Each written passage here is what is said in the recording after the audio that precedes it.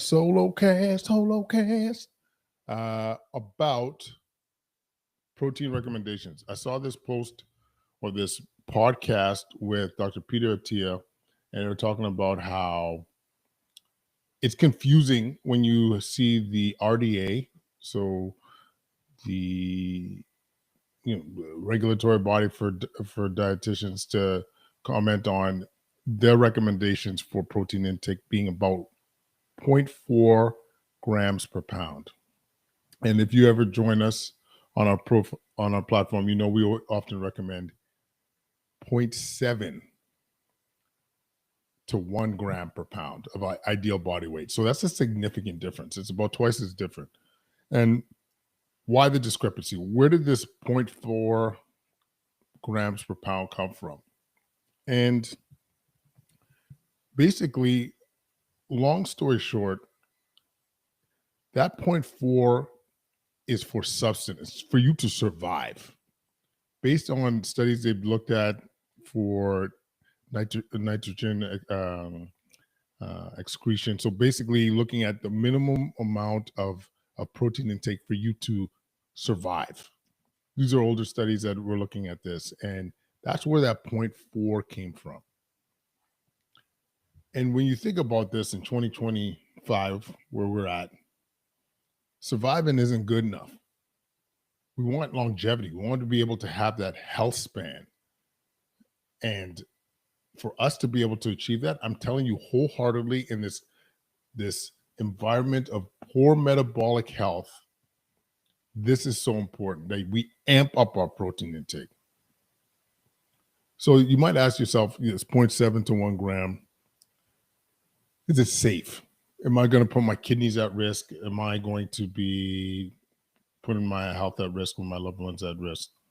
And as far as I could see, there is no clear evidence to support that increasing your protein intake is going to be dangerous. I'm not seeing clear evidence that's going to damage your kidneys.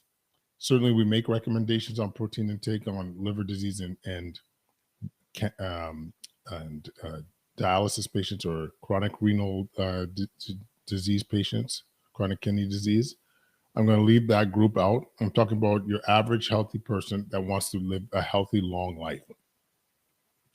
And one of the aspects of having that health span, staying and being strong, is avoid frailty.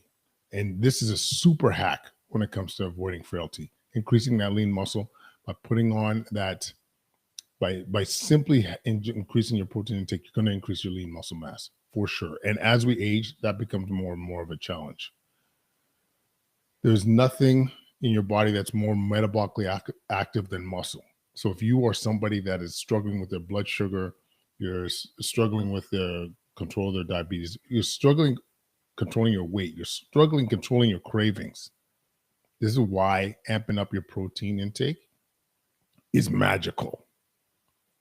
All the stuff comes into place when you increase your protein intake.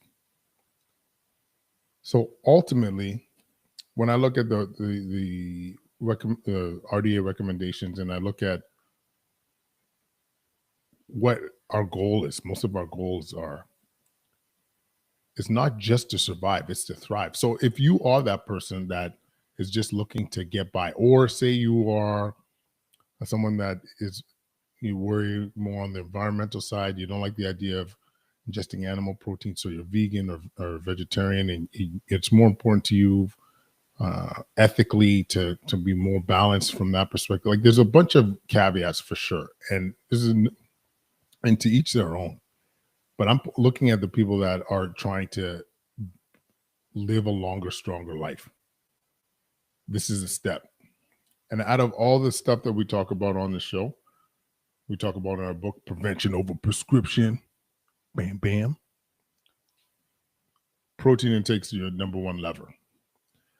I was hearing on the show too that they were saying stuff like, at a societal level, we haven't really produced anything to make our society more healthy.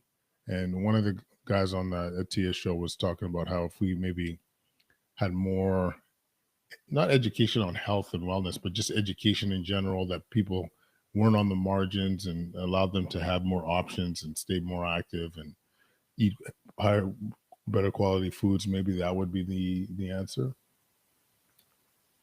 I still beg to differ. If most of us thought about our protein intake, and if that was front and center,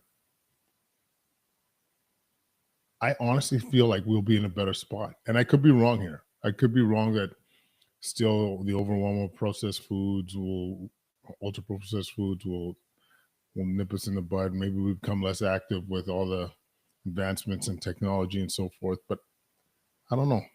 I think this one's worth a try, guys. And what is important to me is that we be the change. This is why we preach in our house. You hear my boys talking about their protein intake. You'll hear them talk about their guide smoothies and the impact that's how they feel and how they're responding to that. And I'll use my wife as an example. She's done multiple things to improve her health. Protein intake has been front and center as well, amongst many other things. But all this to say, crew, we change that lever. We focus on protein intake, that 0.7 to 1 gram of ideal body weight. I can guarantee you something will change. Are you going to look like Schwarzenegger? No. Are you going to, completely transform your body? Not necessarily, but that will get you in the right direction. Your energy will be up. You'll be stronger.